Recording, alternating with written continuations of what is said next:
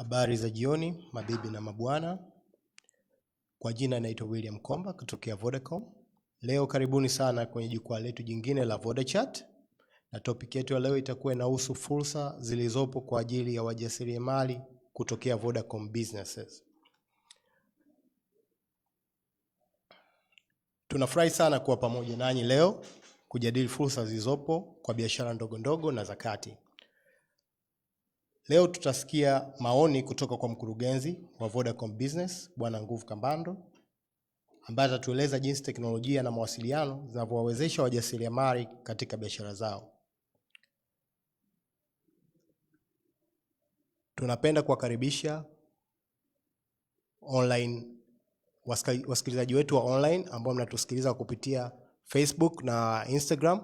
Karibuni sana na tunaomba muwe nasi mkitega sikio kusikiliza maono na maoni kutoka kwa director wetu, lakini pia tunakaribisha maswali na maoni kutoka kwenu.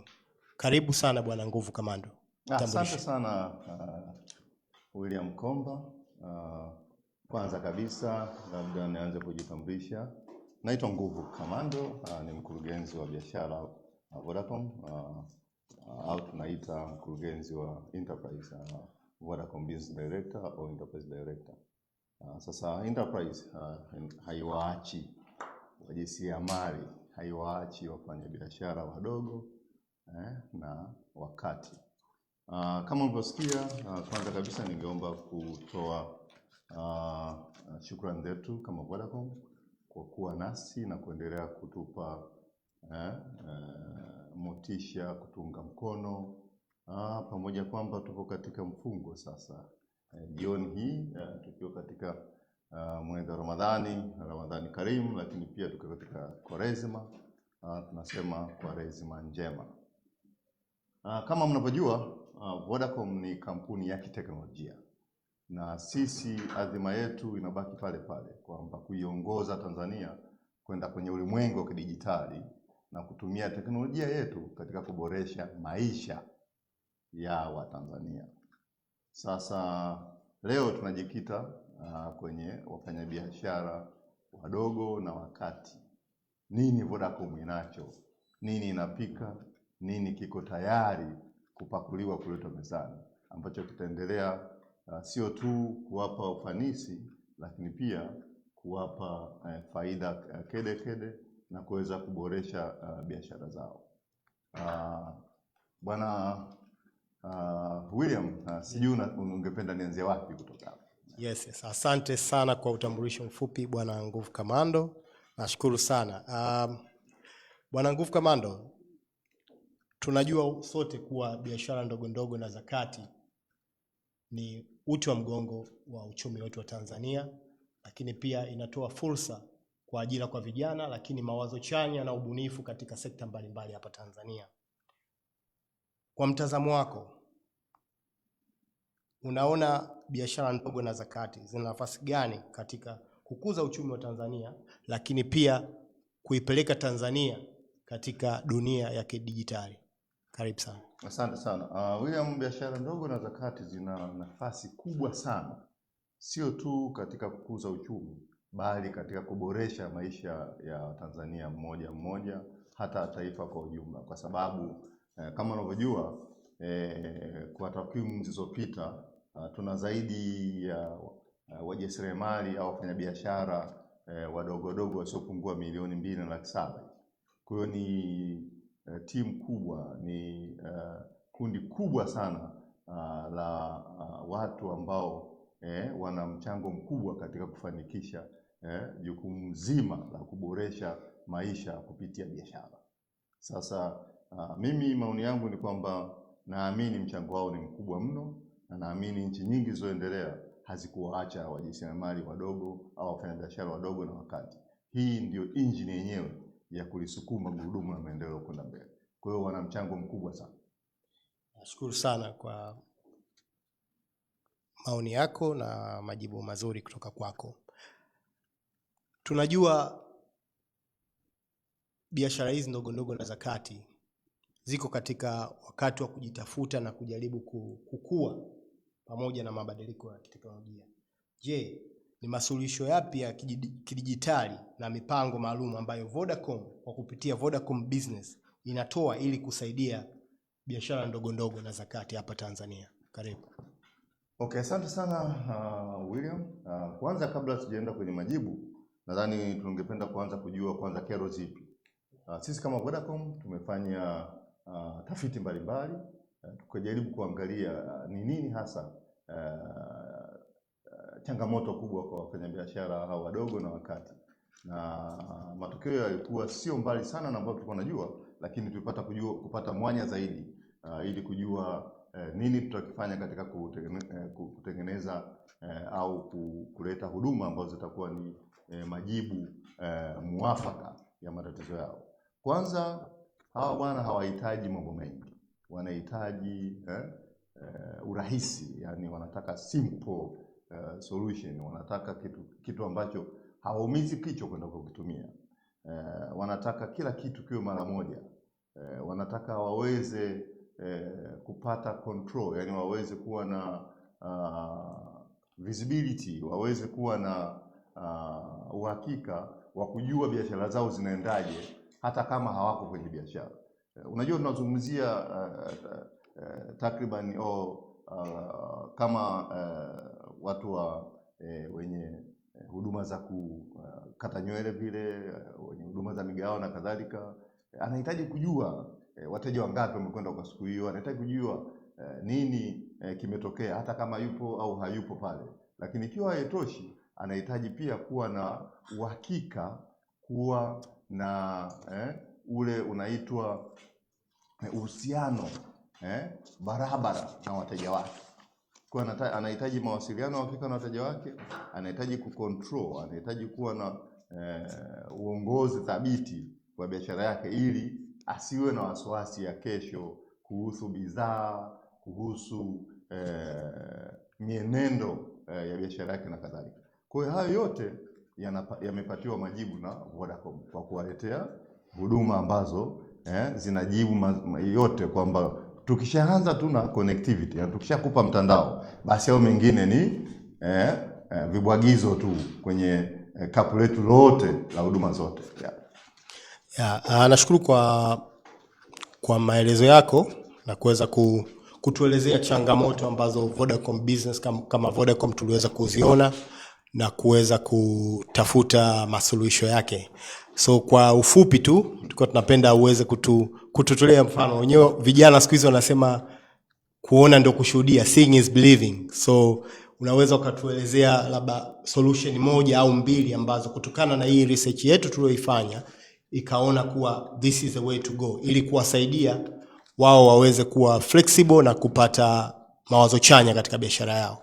Okay, so kwa kudadavua kidogo ni kwamba kwanza kabisa wanahitaji mawasiliano ikiwa ni kupiga na kupokea simu, lakini pia wakiwa wanahitaji kuwa online muda wote. Kumbuka hawa ni wajasiriamali wadogo ambao pia wanakimbiza sana biashara zao kwa kutumia social media na kutumia mtandao kwa jumla, lakini pia wanahitaji uwezo wa kuwafikia wateja wao kwa wakati na kwa urahisi. Kwa hiyo sisi tukaja na solution ambayo tunaita SME Bomba, kwamba yenyewe inakupa uwezo wa kuwa na kila kitu.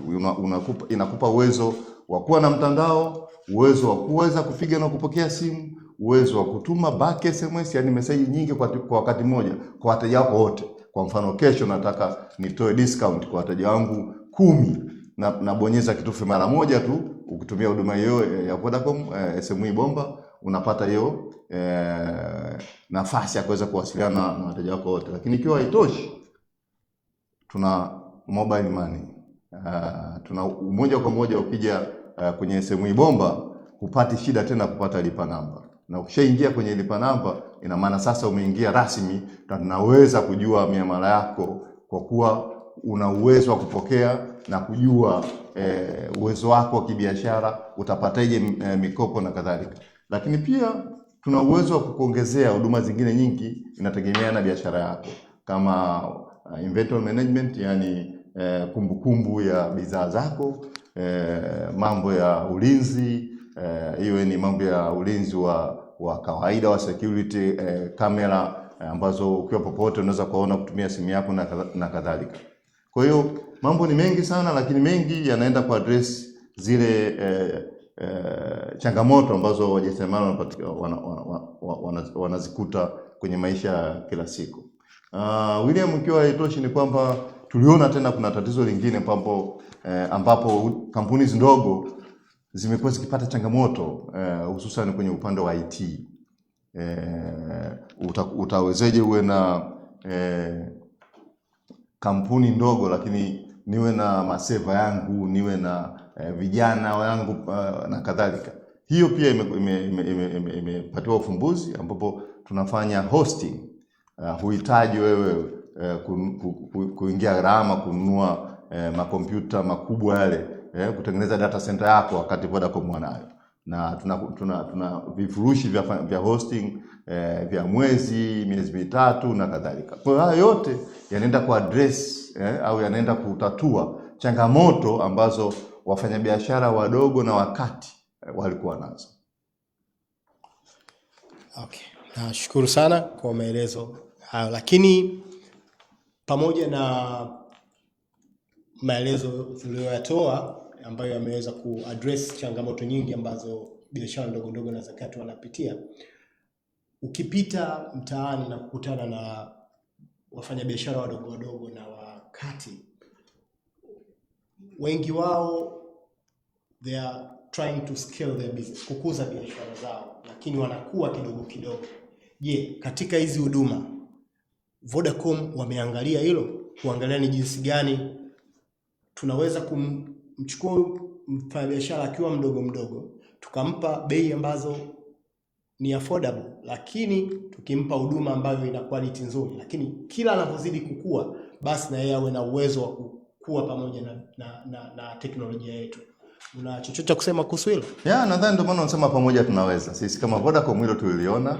Kwa hiyo pindi wewe umeingia kwenye mfumo wetu mkubwa ukihusisha pia huduma zetu za kifedha, una uwezo wa kupata mikopo nafuu kabisa, ambayo hii mikopo ni hususani kwa wafanyabiashara. Ndio maana nimesema SME bomba inakwenda bega kwa bega na wewe kupata ile lipa namba, ukaingia kwenye ulimwengu wa wateja wenzako zaidi ya 600,000 ambao wana zile lipa namba za Vodacom. Kwa hii inakuwezesha wewe kuweza kukopesheka kwa sababu tunajua miamala yako, na hii haihitaji milolongo, haihitaji kupanga foleni. Wewe muda wote tu automatically unapopata kidogo umekwama, unataka uongeze bidhaa zako kwenye sehemu yako ya biashara, basi rafiki wa karibu atakuwa ni Vodacom, ambaye kupitia SME bomba na kupitia huduma zetu za kifedha utafanikiwa kupata kile ambacho kilikuwa kinakusumbua. Asante sana. Labda nikupe mfano halisi. Utapita mtaani utakuta mfanyabiashara anambia, bwana niongezeni limit ya songesha, lakini kumbe angekuwa na lipa namba ambapo miamala yote ya kibiashara inafanyika kule, asingepata shida. Limit yake ingekuwa kubwa kabisa, yani kiwango chake cha kukopa kisingekuwa tena cha songesha, kingekuwa cha biashara nyingine, service nyingine, huduma nyingine ambao iko kimkakati zaidi kwa wafanyabiashara wadogo na wakati. Asante sana Bwana Nguvu. Kwa maoni yako na kwa maono yako, ukiangalia mabadiliko ya kiteknolojia na mawasiliano na asasa ya kidijitali yanayoendelea sio tu Tanzania na dunia nzima kwa ujumla, unaona ni sekta gani za uchumi wa Tanzania ambayo kuanzia sasa na katika miaka 5 ijayo zitakuwa zina fursa zaidi na wenyewe vijana wanasema michongo zaidi ya kuweza kukuza biashara zao na kubadilisha maisha yao kupitia teknolojia na Vodacom Tanzania? Okay, Tanzania kama Tanzania nadhani kwanza tuna bahati. Ni nchi ambayo tuna rasilimali nyingi sana na tuna population, yani idadi ya watu wa kutosha ambayo inaendelea kukua. Nchi imekuwa inakuwa kiuchumi, ile GDP growth vizuri zaidi ukilinganisha na majirani na kadhalika. Lakini ikiwa hayo haitoshi, level ya digitization, yani sisi kama nchi kuhama kwenda kwenye ulimwengu wa kidijitali bado ukienda kwenye miamala bado mingi inatumika kwenye cash. Kwa hiyo kuna fursa kubwa sana tukihamia kwenye ulimwengu wa kidijitali, hapo ambapo sasa tutaweza kupata yani matokeo chanya zaidi na fursa nyingi zitafunguka zaidi. Kwa hiyo kujibu swali lako ni kwamba fursa katika Tanzania ziko kede, iwe kwenye kilimo, iwe kwenye services, yani kwenye kutoa huduma, iwe kwenye utalii, iwe kwenye madini, iwe kwenye usafirishaji, logistics na kadhalika. Kwa hiyo Tanzania fursa zipo nyingi sana, na pale ambapo tutakuwa tumeweza kuhama kutoka cash kwenda digital, kwenda kwenye uchumi wa kidijitali kabisa, tutaona mabadiliko makubwa sana, kwa sababu kila kitu kitakuwa rahisi, tutaweza kuwa na ufanisi bora zaidi, na tutaweza kupunguza gharama nyingi zaidi, na hivyo tutaweza kupata faida kubwa. Nashukuru sana Bwana Nguvu Kamando. Ukizunguka mtaani, najua pia umekuwa ukienda maeneo mbalimbali, Dodoma, Mwanza, Arusha, unakutana na wateja wetu wa Vodacom Business na wateja wetu wengine wa kawaida ambao wanafanya biashara zao ndogo ndogo na kubwa. Lakini ukiangalia katika sekta inayokuwa kwa kasi zaidi sasa hivi Tanzania, pia ni transport and logistics, ni sekta mojawapo inayokuwa kwa kasi sana. Na moja ya changamoto kubwa ambayo pia wana experience ni jinsi gani wanaweza kuwasiliana na wateja wao, kuwapa update za mizigo yao wakiwa safarini, na pia kuweza kuwapa update na majibu ya queries mbalimbali ambazo wanazipokea kutoka kwao. Na Vodacom kama Vodacom tuna huduma najua za beyond connectivity kama IoT ambayo umeigusia kidogo, lakini pia tuna huduma nyingine kama call center as a service. Hizi huduma zinamsaidia vipi mfanyabiashara mdogo na wakati, hasa katika sekta hizi za transport and logistics, lakini pia kwenye fintech na vitu kama hivyo, ambao wanatoa labda mikopo online, labda ya simu ya nini, wanataka sana kuwasiliana na wateja wao, kupata majibu ya mikopo yao, marejesho. Vodacom tumejipanga vipi katika eneo hili? Asante. Asante kwa swali zuri. Ni swali linalohitaji majibu marefu kidogo, tutajaribu kufupisha. Kwanza kabisa, kuna huduma ambazo zinajaribu kwenda na wateja wetu. Kwa mfano, umezungumzia huduma ya call center as a service, kwamba mjasiriamali anapoanza mdogo sio sawasawa na wale makampuni makubwa ya kimataifa ambayo yana uwezo wa kuhimili mahitaji ya kifedha kwenye kuanzisha huduma kama za call center as a service, yani sehemu ambapo wateja wao watapiga simu kupata msaada. Vodacom wameliona hilo. Kwa hiyo wajasiriamali wanapokuwa wana uwezo wa kuanza kidogo kidogo na hadi wakawa wamekuwa wakubwa kabisa. Kwa hiyo tunayo service ya kuangalia wajasiriamali wadogo na wakati, ikiitwa call center as a service. Lakini ikiwa haitoshi, tunafahamu kwamba ukishaingia kwenye ulimwengu wa kidijitali, umeingia kwenye ni kama kwenye bahari. Kwa hiyo lazima uwe unajua kuogelea vizuri, otherwise utakukuta dhahama. Sasa sisi kama Vodacom tuliona hiyo kwamba cyber security is a big issue. Ni kitu ambacho huwezi kukwepa pindi umeshaingia kwenye ulimwengu wa digitali. Kwa hiyo tumekuja pia na service nyingine kwa wajasiriamali ambayo ni cyber security as a service. Hauhitaji kuwa na watu wote wa kusaidia kila siku wewe kujikinga na attacks za kimtandao. Kwa hiyo hizo services zote ni services muhimu sana kwenye sio tu kuhakikisha kwamba wateja wetu watabaki salama, lakini la hasha ni pia kuwapa muda wateja wetu wapate kufikiria vitu vya kuboresha zaidi huduma zao na kupanua zaidi huduma zao, na hizi mambo mengine ya kiufundi na kiutaalamu zaidi watuachie sisi tuendelee kuwasaidia. Kwa hiyo ukija kwenye ile SME Bango SME bomba katalogi yetu, hadi cyber security ipo. Kwa hiyo tegemeana wewe uko wapi. Kama unaanza tu za kawaida kupiga kupokea simu, storage, kamera uone duka lako mambo yanaendelea, basi utaishia hapo. Lakini tutakwambia lazima tukupe na lipa, kwa sababu lipa ina faida mbele zaidi. Utapata mikopo, utapata vitu vingine, kwa sababu tunajua miamala yako ni yapi. Ikiwa hiyo haitoshi, unavyoendelea kukua sasa ndio tunaenda kukupa huduma zingine kama kukupa msaada wa wewe kushindana na watu wengine, au uhitaji kwenda kuhost data zako, au uhitaji kwenda kuhost information zako nje ya nje. Kwanza ni kinyume cha sheria yetu. Sisi tuna solution hapa. Tunafanya cloud hosting hapa, tunakupa computing power ikiwa inclusive na ulinzi, yani cyber security. Lakini ikiwa wewe umejitosheleza, umesema umeanza kukua bwana, then tutakupa okay, sawa, tutakupa ulinzi tu wa cyber security. Lakini kila kitu kipo. Ushindo wewe tu mtumiaji, ushindo wewe tu mjasiriamali.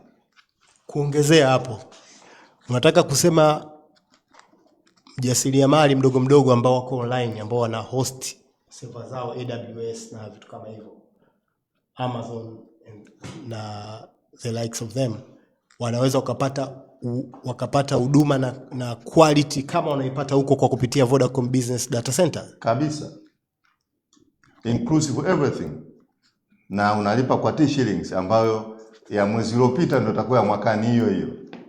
Hamna kwanza kukuna kichwa kwamba dola imepanda ikaenda ikarudi. Sisi kwa mwezi, kwa mwaka, miezi 6 na kadhalika.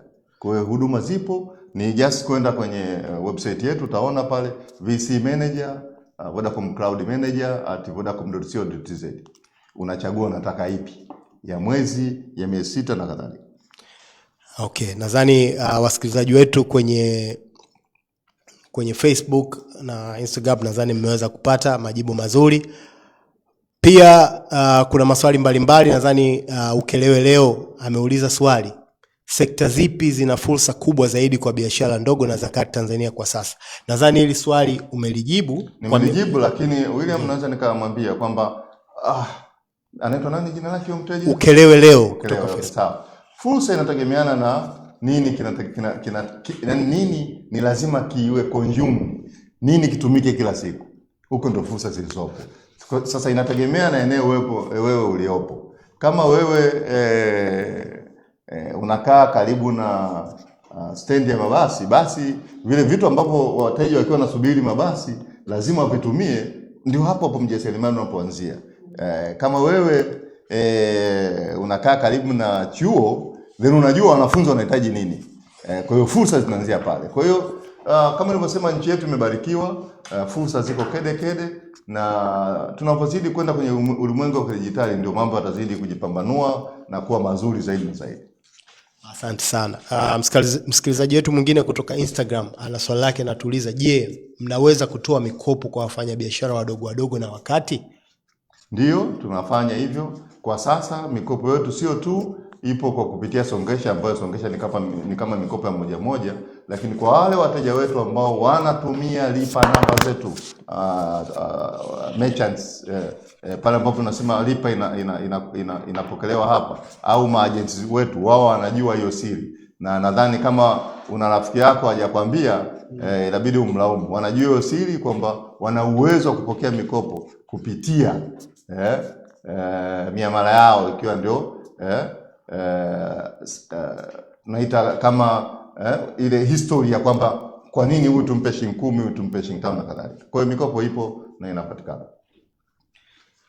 Okay, asante sana. Nadhani wasikilizaji wetu umeweza kupata majibu zaidi, lakini kuna swali lingine kutoka Facebook kutoka kwa msikilizaji wetu anaitwa Kulwa M Elasto ambaye ni co-founder wa Mabiti Group and Company Limited and CAD designer. Anauliza, napataje fursa za biashara kutoka Vodacom Business au Vodacom Biashara? Safi sana. Nimempenda huyo bwana. Atuambie yuko wapi. Vodacom bado tunaendelea kukusanya na kuongeza washirika wetu katika biashara, hususan kwenye ujasiriamali wadogo na wakubwa. Akitaja eneo lilopo then tutamtafuta au atuandikie ili tuweze kumwambia anapenda wapi, anapenda awe mbia wetu au mshirika wetu kwenye mambo ya kifedha, kwenye mambo ya kutoa huduma au kuuza huduma zetu kwa wajasiriamali, SME, propositions na kadhalika. Kwa hiyo kweli fursa zipo na tunamkaribisha ndani ya ulimwengu wa Vodafone au Vodacom. Sasa anaweza ka drop contact zake kwenye Facebook ili tuweze kuzichukua na kuweza kumpa fursa zinazotokana na Vodacom Biashara. Yeye atachagua. Yes. Kuna swali lingine kutoka Facebook kutoka kwa msikilizaji wetu Dopa Furniture and Deco. Yeye anasema, swali, ninaomba taratibu za kuweza kupata API integration yenu ya malipo ili aweze kuintegrate na biashara yake kwa ajili ya instant pay. Nimempenda. Huyo anaendana na speed yetu ya 5G kwenye huu mkakati wetu wa kutoka kwenye ulimwengu wa kianalogia kwenda kwenye ulimwengu wa kidijitali. Vodacom tuna open API kwenye hizo integration, lakini akiwa anapata changamoto then tunaweza tukampa another option ya yeye kutuandikia ili tumpe msaada zaidi. Lakini tunafanya integration na tumefanya na washirika wengine mbalimbali, hususan kwenye ulimwengu au kwenye sekta ya payment ambapo sisi ni wabobezi sana. Tuna zaidi ya washirika 400,000 wakiendelea kupata fursa mbalimbali kwenye maeneo hayo, zaidi ya 600,000. Nashukuru. Pia tunapenda kukuambia Faustina Sibomana, tumekusikia na tunafurahi kufurahia huduma za Vodacom kutokea Facebook. Basi Bwana Nguvu Kamando, tunashukuru, na pia napenda kumkaribisha Bi Jasmine Makori ambaye ni mkuu wa kitengo cha masoko kwa biashara ndogo ndogo na zakati hapa kutokea Vodacom Business Tanzania. Naomba ujitambulishe zaidi. Karibu sana Bi Jasmine Makori. Asante sana William. Mimi naitwa Jasmine Makori, ni mkuu wa idara ya masoko hapa Vodacom, na naangalia wateja wadogo na pia wakati, na pia tuna huduma mbalimbali ambazo tunazitoa kwa wateja wetu. Tunajua wateja wetu, sisi hapa Vodacom tunapenda kujua kwamba wateja wetu pain points zao ni zipi, ni matatizo yapi ambayo mnapitia kwenye biashara zenu, na sisi Vodacom ndio hapo tunapoingia na kuhakikisha kwamba huduma tunazozitoa zinaenda kuwasaidia nyinyi kwenye biashara zenu. Tunaamini kwamba pale nyinyi wateja wetu mnakuwa na sisi pia Vodacom, kwa hiyo imani yetu ni sisi tuweze kukua pamoja. Kwa hiyo katika huduma ambayo pia tunazitoa ni huduma ya internet pia, na katika ulimwengu wa sasa huduma ya internet ndio kila kitu. Bila internet kwa kweli hatuwezi kuendesha maisha yetu ya kila siku. Kwa hata katika biashara, unapokuwa na biashara yako, either una saluni au una biashara yako ndogo, yoyote ile unayoifanya, ni kwamba wengi mnakuwa mnapenda kwamba msipokuwa pale kwenye biashara yako uweze kujua pia ni nini kinaendelea, na bila internet pia huwezi kufanya hivyo. Lakini pia uweze kuwasiliana na wateja wako pia. Uweze kama ni ile message ambayo tunaita bulk SMS, uweze kama una mzigo mpya au unataka kuwataarifu kama unafanya promotion, lazima uwe na hiyo huduma ambayo sisi Vodacom tunaweza kutoa, na itaweza pia kukusaidia wewe kuweza kukuza biashara yako. Lakini pamoja tunajua kwamba lazima tufanye marketing pia. Unapokuwa siku hizi tunatumia sana Instagram kwenye kufanya marketing na kuweza kusema kwamba unafanya biashara gani. Kwa hiyo internet pia ndio kila kitu, ni kwamba unaweza ukaitumia internet yako kufanya hivyo. Kwa hiyo sisi Vodacom pia bei zetu ni nafuu, internet yetu ni ya kasi, na tunawakaribisheni sana na tunajua kwamba mtaweza kuenjoy huduma zetu. Asante sana kwa utambulisho na maelezo mafupi kuhusu Vodacom Business, huduma tofauti tofauti kwa wajasiriamali na wadogo na wakati. Kwenye ili swala la internet connectivity kwa wajasiriamali wadogo na wakati, tumeona kwa kiasi kikubwa watu ambao tunaishi maeneo ya Tegeta, Mbweni, Wazo na maeneo mbalimbali, kwa biashara ndogo ndogo na majumbani pia tumeona kuna uchimbaji wa tunaita mkongo wa fiber. Ndio. Kwa ajili ya wajasiriamali mbalimbali wa maeneo hayo. Sasa Mbezi Beach nimeona maeneo ya Mbweni. Je, Vodacom sasa tunaelekea huko? Na je, maeneo mengine ambayo bado hatujayafikia tuna mkakati gani kuweza kuyafikia ili kuweza kuwapata wajasiriamali wengi zaidi? Ndio. Kwa hiyo internet kwa kupitia kwa fiber ndio focus yetu ya Vodacom sasa hivi, na miundombinu yake ni kwamba fiber inakuwa inapita chini ya miundombinu, kwa hiyo ni maana kwamba ni stable zaidi. Kwa hiyo tuna kama ulivyosema, tumepita maeneo ya Wazo, tumepita maeneo ya Tegeta, tumepita maeneo ya Salasala, tumepita maeneo ya Ununio, na aim yetu ni kwamba tufike maeneo yote, karibia yote ya hapa Dar es Salaam. Kwa wateja wetu ambao wako maeneo hayo, tunaweza tukawaconnect na huduma yetu ya fiber, na ni huduma ambayo ni ya fast, ya haraka sana, na tunaweza tukawaconnect pia kwa haraka zaidi, na speed yake ni nzuri na wataweza kuenjoy huduma zetu. Nataka kuniambia kuwa internet ambayo na connectiwa kwa Vodacom Business Fiber ni tofauti kabisa na ninayoconnectiwa labda na kwa kupitia nyaya ya umeme. Naona wengine kuna nguzo nyingi sana zimepita kwenye mitaa mbalimbali. Je, maana yake ya Vodacom ni imara zaidi? Ndio, sawa kabisa. Vodacom ni imara zaidi, kama nilivyosema ni kwamba inapita chini ya miundombinu, kwa hiyo ipo salama zaidi. Kwa hiyo hata mtu hawezi kuja akaikata kwa bahati mbaya au hali ya hewa ikibadilika. Kwa hiyo inakuwa, kwa sababu imepita chini, inakuwa iko well protected na hamna mtu ambaye anaweza akaichezea au kuinterfere nayo. Tofauti ambayo imepita juu, muda wowote inaweza ikadondokewa na kitu au mtu akaikata kwa bahati mbaya afu ukajikuta kwamba huna huduma ya internet. Lakini ya Vodacom tunakuashua kwamba utakuwa na huduma yetu na masaa 24 bila kupata interruptions zozote. Asante sana Bi Jasmine. Narudi kwako Bwana Nguvu. Pata swali kutoka kwa msikilizaji wetu aliyekuepo Instagram. Asante sana, nasubiri swali. Ni mpango gani wa kusaidia biashara ndogo kuingia kwenye mfumo wa kidijitali wa POS, malipo mtandaoni na usimamizi wa wateja? Vodacom Business tuna mipango gani kwenye eneo hilo? Okay, sasa nadhani ndugu mteja au msikilizaji atakuwa alichelewa. Nieleza mwanzoni kwamba katika lile kapu, lile furushi lililojaa huduma kede zinazomgusa mjasiriamali, zinazomgusa mfanyabiashara mdogo na wakati, haziishii tu kwenye kupiga na kupokea simu, zinakwenda mpaka kwenye huduma za kifedha. Kwa hiyo tunafahamu changamoto iliyopo kama ya change na kadhalika. Ukiwa na lipa namba umeshaingia kwenye mfumo wa kidijitali.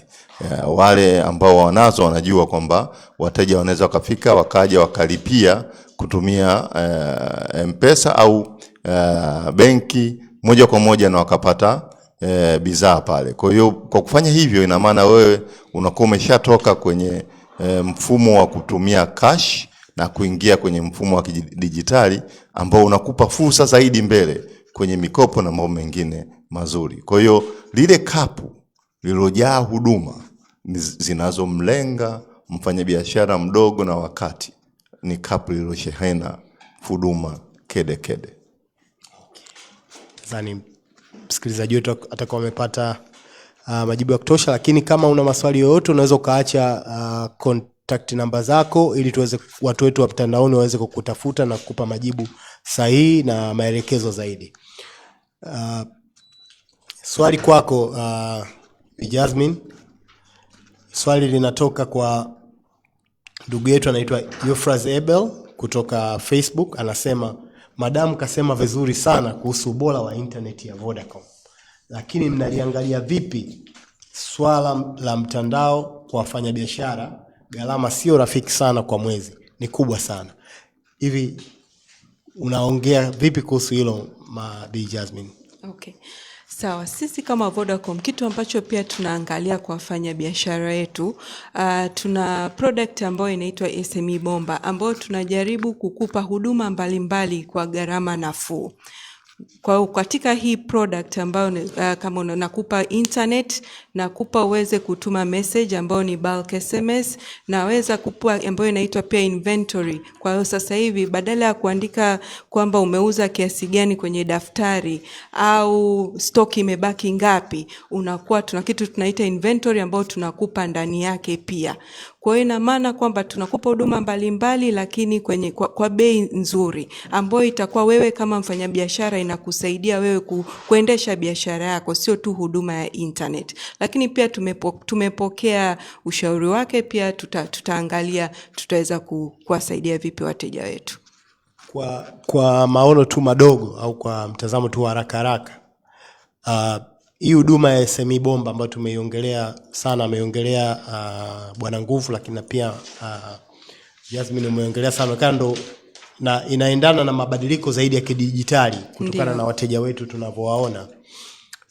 Gharama yake ni kiasi gani? Maana nao ingebidi pia wafahamu wafanya biashara wetu wadogo na wakati. Yeah. Gharama yake ni kama ni 120,000. Lakini ukiangalia kwamba kama endapo ungeweza kuchukua huduma hii moja, ina maana gharama yake ingeweza hata kufika 200,000. Lakini kwa sababu nimekufanyia kama bundling, nimekupa yote kwa pamoja, inakuwa bei yake ni nafuu kidogo kuliko angesema kwamba aingie achukue moja internet, achukue bulk SMS, achukue hiyo inventory. Kwa sisi kama Vodacom tumemsikiliza mteja wetu, lakini pia tumemfanyia kwa gharama nafuu, tofauti na kwamba angeenda labda kuchukua hiyo huduma same labda tofauti. Nashukuru sana kwa maelezo. Nadhani ndugu yetu atakuwa amepata mwanga kidogo. Majibu zaidi tutampatia akiacha contact zake kwenye page yetu ya Facebook. Kutokea Instagram, anaitwa Aston. Anasema, mtu awe na sifa zipi ili aweze kuwa wakala wa bidhaa zenu za router? Huyu anaulizia fursa huyu. Sani bwana. Asante sana. Kwanza Aston, hongera kwa kugundua fursa. Ili we mshirika au wakala wetu, kwanza unatakiwa uwe na biashara, lakini pia uwe na vile vithibitisho vingine vya kutoka serikalini vikikupa fursa wewe kuweza kufanya biashara. Basi utawasiliana nasi, then tutajua kutokana na eneo lilopo, tutaku onboard, yani tutakupa training kidogo ya bidhaa nyingi. Huenda wewe unasema routers tu, lakini kumbe ungeza kuuza bidhaa nyingi zaidi. Kwa hiyo Aston, tunaomba tuachie contact zako tukufuatilie, ili tukupe mrejesho pamoja na ufafanuzi zaidi, ili ujue ni biashara gani unaweza ukaifanya kwa maeneo husika ulionayo. Asante sana Aston, na tunakaribisha wengine wengi wenye shauku kama Aston kujiunga nasi katika ulimwengu wa wafanyabiashara wadogo wakati ambao tuko katika safari ya kwenda kuwa wafanyabiashara wakubwa kabisa. Asante sana Bwana Nguvu Kamando.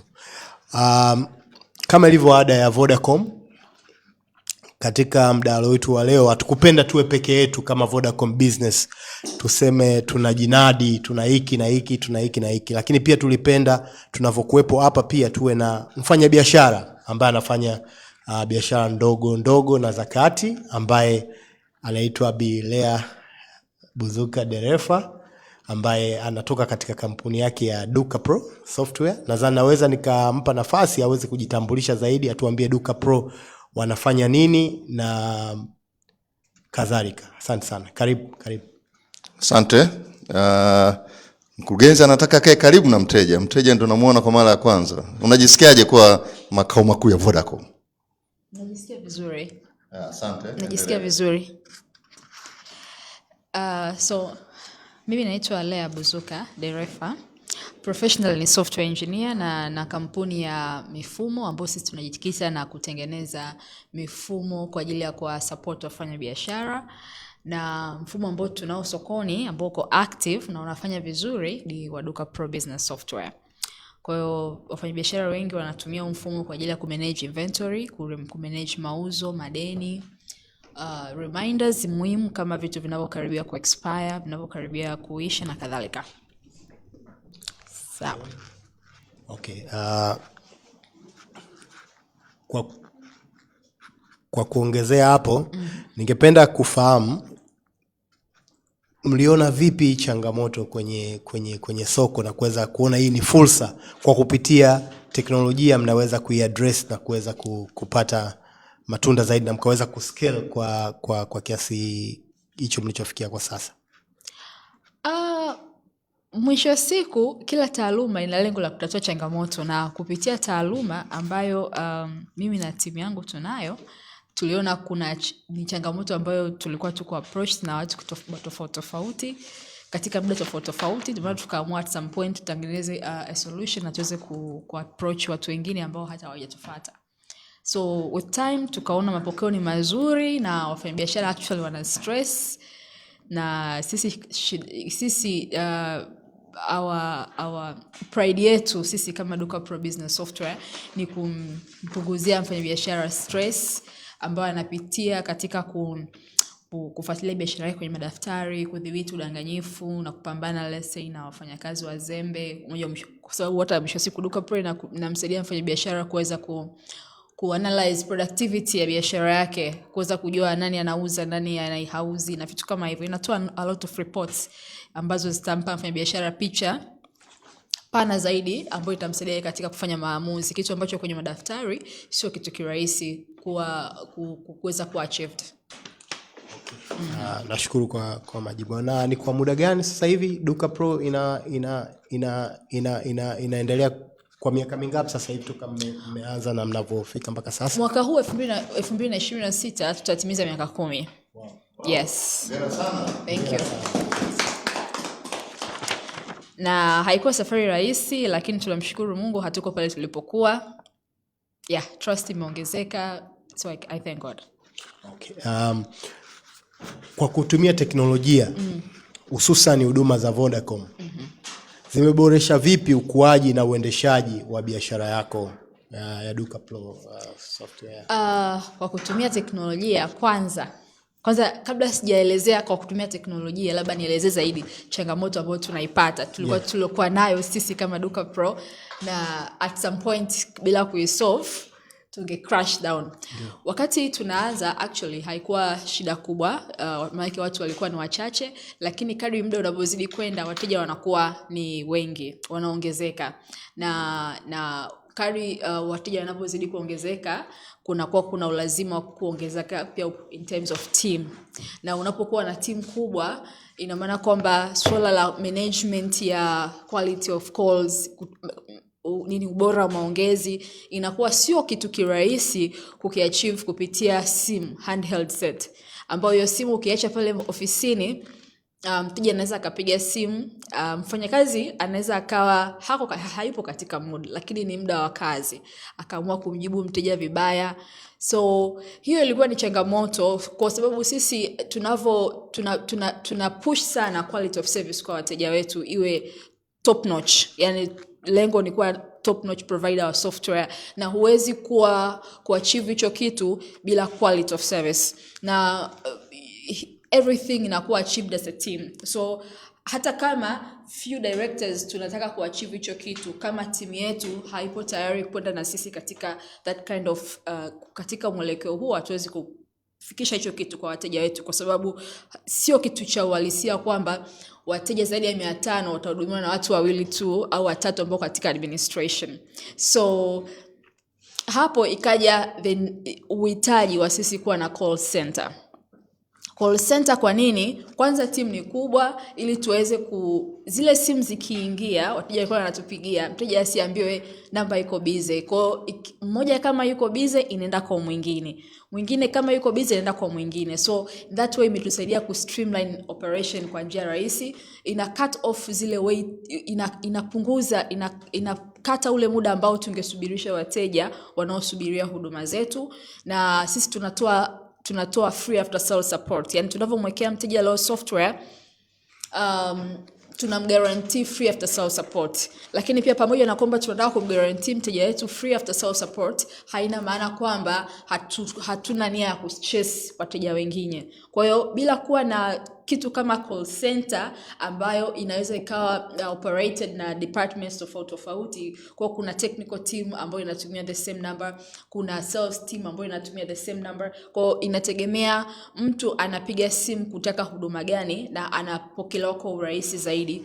Kitu kingine hatukutaka ni kutokuwa, unajua unapotaka kujiidentify kama brand, huwezi kuwa na namba 10 on a row. Namba ya kwanza inaishia 80, ya pili 40, namba ni moja. Kwa hiyo hata kama ikitokea mfanyakazi ameacha kazi, the same number itaendelea kutumika. People wata capture ile jina letu, wata capture namba yetu. Kwa hiyo with time inatengeneza trust.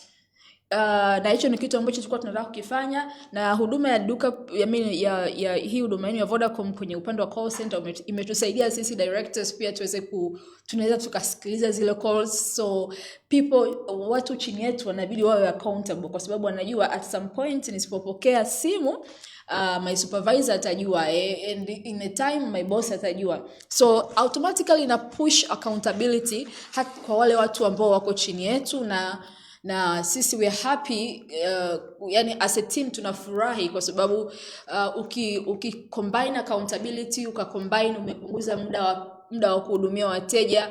What we want ni ile customer service nzuri kwa wateja wetu, and kiukweli Vodacom imekuwa a very big partner katika kutuwezesha sisi kuachieve that goal, na we are definitely here to stay. Okay. Yes. Asante sana. Nafurahi sana kusikia hivyo. Katika maelezo yako, katika hii huduma ambayo Vodacom wamewapatia call center solution, najua before mlikuwa labda mna wateja, kwa mfano mlianza na wateja ambao labda ni 150 ambao ilikuwa manageable kuwapata kwa kutumia namba ya simu ambao, lakini changamoto ikawa ndio hiyo call waiting na vitu kama hivyo walivyoendelea. Vodacom waliwasaidia vipi katika migration hii ku make sure wateja hata kama wanapiga kwenye hii namba ya zamani ilikuwa ya kawaida, ika integrate kwenye mfumo wa call center, imewasaidia kutopoteza wateja wale mliokuwa nao zamani? Yes, imetusaidia. Actually Vodacom ili set up a possibility ya call forwarding, kwa maana tulikuwa tuna namba ambayo ilikuwa inajulikana kwa muda mrefu. So walivyofanya hiyo setup ni kwamba simu zikiingia kwenye ile namba automatically zinakuja tu our call center number. So mteja yeye haisi kama amebadilishiwa namba ya simu, na uzuri pia the same number tulikuwa tunaitumia kwenye upande wa WhatsApp. Kwa hiyo kwa kweli hatuna a lot to complain on that. Waliweza kutubackup kwenye namba zetu. Okay. Nadhani kama kuna swali lolote kwa wateja wetu ambao wako online wanahitaji call center solution, wajue kuwa Vodacom watahakikisha upotezi mteja yoyote ulikuwa nayo zamani kwa kupitia namba yako ya zamani. Tutafute tuweze kukupatia huduma bora na kuendelea kubakia na wateja wako kama ulivyokuwa hapo zamani. Bila naweza nikauliza pia, kwa sababu umesema haikuwa rahisi. Kwa miaka 10 umeanza unatambaa mpaka sasa hivi umefikia hatua mliofikia sasa hivi, na ninajua bado malengo ni kwenda zaidi ya hapo kuliko sasa hivi. Ni ushauri gani unaweza kuwapa wajasiriamali wengine wanaanza safari yao ili na wao waweze kufika miaka 10, 15 na 20? Kwa kweli ushauri unaweza ukawa na effect based na area ambayo mtu ana operate, lakini kwa generally naweza nikasema ni consistency, kutokata tamaa. path haiwezi kuwa rahisi. Kuna sometimes milima ni mirefu sana kupanda, mabonde ni yako chini sana kushuka. Kwa hiyo ni consistency, lakini pia katika consistency ni kumweka mteja mbele. Yani hiyo sisi ndo tuna guarantee. Yani sisi kwenye Duka Pro tuna kitu tunasema, hata kama tunataka wateja wapya, lakini tunao prioritize. Yani kitokea simu ya mteja mpya na mteja wa zamani, tutaanza na simu ya mteja wa zamani. Kwa hiyo ku-retain customer ni njia ambayo nafikiri ni nzuri zaidi kufikiria kubaki existence katika soko, kwa sababu unapomretain your customer na in a way anaweza akawa ni ambassador wako kwa mbeleni. Lakini ukisema kila siku unakimbiza new customers wakati hawa ambao tayari wapo hauweki juhudi za ku make sure wako comfortable, mwisho wa siku unakuwa wanaingia wanatoka. Na ndio maana sisi at some point tukasema bila a call center solution ku manage how team yetu inaweza tukatrack inavyohudumia wateja wetu, tuka make sure kwamba wateja wetu simu zao zinapokelewa kwa wakati, tusingeweza ku retain over 500 customers. Okay. Yes. Okay. Nadhani hayo ni majibu mazuri, na nadhani wajasiriamali wengine ambao nao wanapambana wataweza kufika miaka 10, 15 kwa kupitia mawazo chanya ambayo umeyatoa. Rudi kwako kwa Bwana Nguvu. Umeongea mengi sana kuhusu SME, ushirikiano kati ya SME na makampuni makubwa ya simu kama Vodacom. Umetoa fursa nyingi sana na maeneo mbalimbali ambayo tunaweza kushirikiana. Unaweza ukatoa maangalizo gani ambayo yanaweza kusababisha Vodacom na SME na biashara za kati kuweza kuwa na ushirikiano wa muda mrefu, long term relationship, kama alivyoongelea Bilea hapa kuwa yuko Vodacom to stay? Nadhani kwanza ni kuendelea kuwasikiliza wateja wetu na kuhakikisha kwamba tunajenga pamoja huduma ambazo zinaenda kutatua changamoto za wateja wetu. Mteja wa Bilea ni mteja wa Vodacom pia. Bilea kama alianza na wafanyakazi 10, akifika na wafanyakazi 100, ni furaha ya Bilea, lakini furaha ya Vodacom pia. Kwa hiyo sisi kama ambavyo tunasisitiza kutumia hasa tukiwa na ile adhima yetu kwamba sisi tupo hapa kampuni ya Kitanzania ya kiteknolojia ambayo ina dhamira ya kuipeleka Tanzania kwenye ulimwengu wa kidijitali na kubadilisha maisha ya Watanzania kwa kutumia teknolojia. Sisi ni kampuni ya teknolojia, peke yetu hatuwezi. Lazima tuwe na watu, lazima tuwe na wajasiriamali, lazima tuwe na wafanyabiashara wadogo, wakubwa na kadhalika, na wateja wote kwa ujumla. Kwa hiyo Bilea ametupa mfano tu katika huduma zetu nyingi. Nilivyosema lile kapu limeshehena, shehena yake ni imeshiba haswa, kwa ameelezea huduma moja tu. Na nilikuwa nataka nimpige swali lingine kwamba yeye kwa sababu yupo kwenye ulimwengu wa software, hafikiri pia kufanya hosting na sisi ili tumpe tutoe changamoto nyingine ya kupambana na dolari, kwa sababu sisi tunatoa shilingi hiyo mwezi huu, mwakani ni hiyo. Lea, sijui umeshaiperuzi kwenye ile kapu letu la SME bomba, achana na call center as a service, tuna cyber security as a service, lakini pia tunafanya hosting. Okay. Unataka GPU ngapi, unataka storage kiasi gani, unachagua unavyoweza, then unapata huduma. Na ukishaingia huko na maana mambo yale wewe tunaanza kuongea lugha moja, mimi na wewe sama fundi watupu sasa. Mambo yale ya firewall na nini yanakuwa yote yako address, umewekwa kuta na kuta, huingiliwi na wale wadokozi. Kabisa. Surely kwa kuwa hiyo fursa, yani kwa kuwa hiyo huduma mnaitoa, ningependa kuiexplore, lakini niwe katika sijawahi kuiangalia kwa undani, lakini kwa kuwa umeimention kwamba sasa hivi ipo upande wenu, nita take time kuweza kuexplore zaidi ili niweze kubenefit. Karibu, kuna wajasiriamali kama wewe, kampuni ndogo na kubwa zaidi ya 40 wako kwenye local hosting ya Vodacom. Basi, haina shida, tutazungumza zaidi, hamna kitu kitakachoshindikana. Asante. Asante sana. Tunarudi online. Kuna swali kutoka kwa msikilizaji wetu kutoka Instagram, anaitwa Dalali Boni Chamazi, yuko Chamazi huyo Dalali Boni. Anatuambia, mnatusaidiaje sisi ambao tunaanza biashara tukitokea chuo? Sasa Boni, nadhani hujapata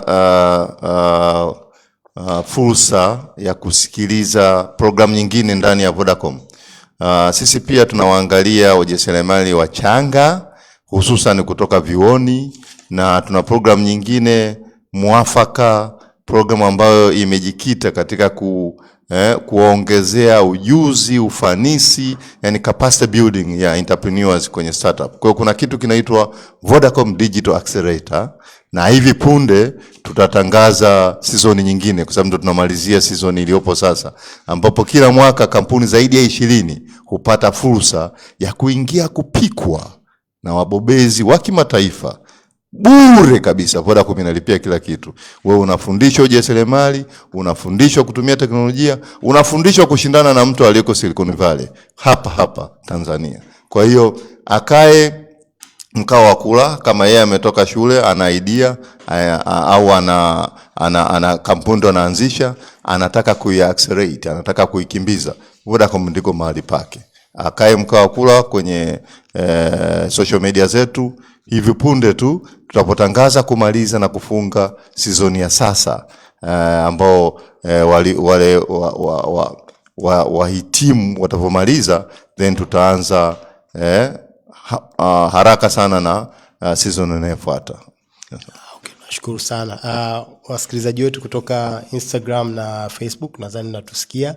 Aston, tumeona namba yako na tutakutafuta, na wengine wote mnaotupa shout out kwenye mtandao, Yusufu Rubangula na wengine wote tumeona comment zenu, na tunafurahi mnafurahia huduma za mtandao wa Vodacom. Nadhani ni swali kwa wote, Bwana Nguvu na Bi Jasmine, na yote yule anaweza. Tunaona mabadiliko mengi. Of course kunakuwa na mabadiliko ya kidunia, ya kidijitali na social economic and technological changes all over the world. Dunia nzima tunaona na affect the way biashara zinafanya kazi, asasa small and medium enterprise, lakini pia na large enterprise. Ni mabadiliko gani katika sera au mfumo wa biashara hapa Tanzania yangeweza kufanya ustawi wa SME uwe mkubwa zaidi? Kwa maono yenu, mnaona kipi kifanyike na kuweza kuwapa nafasi zaidi SME waweze kukua kwa ustawi ambao tunautegemea kutokana na kasi ya teknolojia? Nadhani mimi nimesema toka mwanzo. Kwanza kabisa ni sisi sote tunapaswa kukimbilia fursa ya kuhamia mambo yote ya kidijitali. Kwa sababu ukishaingia kwenye kidijitali, yani wewe una banda lako la matunda fresh uliweka kwenye digital marketplace, ina maana duka lako halifungwi, li wazi muda wote. Ina maana wewe unaweza kupokea order, ukadeliver, ongeza wigo. Wasiwe tu wale wanaopita wakitoka makazini na kusimama na kufanya shopping, lakini ukafanya delivery muda wote, ukaongeza kwenye mahoteli na kadhalika. Kwa hiyo mimi ukiniuliza kitu kimoja, naambia hama kabisa, nenda kwenye mfumo wa kidijitali na hakikisha kila kitu kipo digitized end to end, kuanzia unapo tafuta malighafi mpaka unapomfikia mlaji wa mwisho. Hapo utapunguza gharama nyingi, lakini pia utaongeza wigo wa soko lako. Ukishaongeza wigo soko lako, maana yake umeongeza wateja. Ukiongeza wateja, maana yake umekuwa. Kwa hiyo mimi nadhani hiyo kwangu nadhani ndio namba 1. Sijui Jasmine, una cha kuongeza?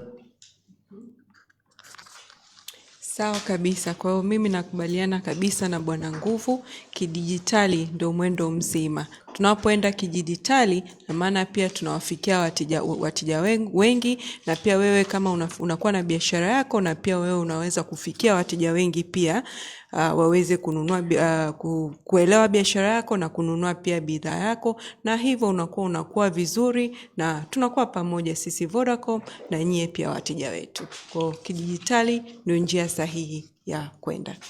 Sahihi. Swali la mwisho kwenye nyanja hiyo kwa Bilea yangu hapa, nilikuwa napenda kufahamu as a software company, software engineers, najua every time teknolojia inapobadilika mnakuwa mna mawazo tofauti ya kuifanya not only on Duka Pro side, lakini kwenye nyanja nyingine tofauti kuadapt different business model kutokana na fursa mnazoziona kutokana na mabadiliko ya teknolojia. Kwenye kuzipata fursa hizo na kuzishambulia fursa hizo, kuna mazingira yoyote ya kiuchumi, ya kiteknolojia ambayo mnaya face ambayo yanaweza kuwafanya msifanye labda biashara fulani au msifanye biashara fulani kwa upande wenu as a software engineers?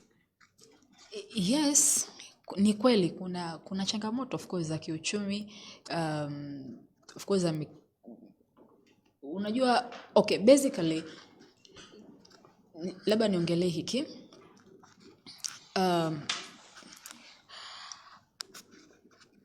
yani as a software engineer ni rahisi kumbuni mifumo mingi, lakini mimi wanasema kwa nini ubuni mfumo ambao hautoenda kufurahisha watu? Sawa. Kwa watu wengi wanafikiri ukishakuwa na mfumo ni app tu ya kwenye simu au labda kwenye laptop umeifunga. No, mfumo unahitaji support. Sawa. So ili mfumo uweze kuwa active, uweze kuishi, ina maana kwamba ni lazima pawe na back end people wanakaa, full time engineers, support people, sales people, marketers wanafanya kazi yao as a system ili tu kupush a product ya mfumo ambayo mtu mwingine katika fikra zake anaweza kafikiri just an app kwenye laptop and you're done. Think of watu kama Facebook, hiyo ni kampuni za mifumo.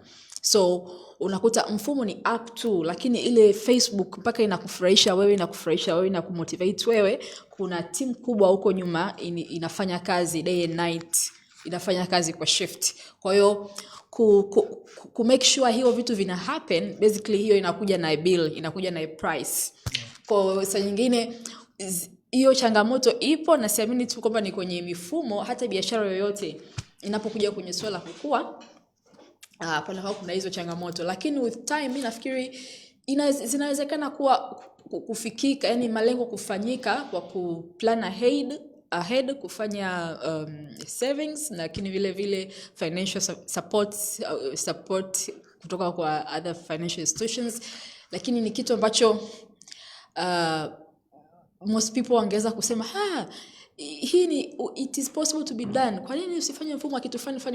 So all that is just ili iwe very active ni lazima pawepo na investment kubwa katika biashara ya software. Ni watu, sio madesk, sio vitu vya kuuza, ni watu professionals ambao watakaa, watabuni. Maana huwezi kusema hicho kitu utafanya peke yako au utasupport peke yako. So wale watu kuwaweka katika team, katika desk on daily basis, sio it comes with a budget.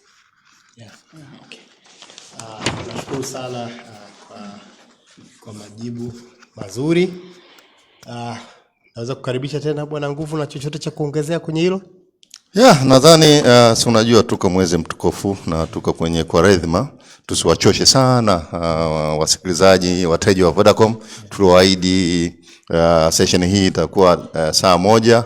Ningependa hata ikawa masaa 2, masaa 3, lakini nadhani kwa leo tuishie hapa, na naomba nimalize kwanza kwa kusema asanteni sana kwa kuendelea kutunga mkono Vodacom Tanzania, na wakaribisha wajasiriamali, tunawakaribisha wafanyabiashara wadogo na wakati kuja kujionea ni jinsi gani tumetengeneza huduma zinazokidhi, huduma zinazotatua changamoto walizonazo. Hii ni kutokana na utafiti tuliofanya muda mrefu, na tukajihakikisha na bila kupepesa macho kwamba sasa tumekuja na mwarobaini wa kuwatoa kimasomaso wateja wetu. Mmemsikia Bilea, hiyo ni kidogo tu. Nimesema huduma nyingi sana hapa. Yeye amefurahi kwa huduma moja tu ya kumtolea kero jinsi ya kuhandle wateja wake. Unapokuwa ni lazima uwe na solution. Unapokuwa ni lazima utumie teknolojia. Teknolojia ipo kutatua changamoto.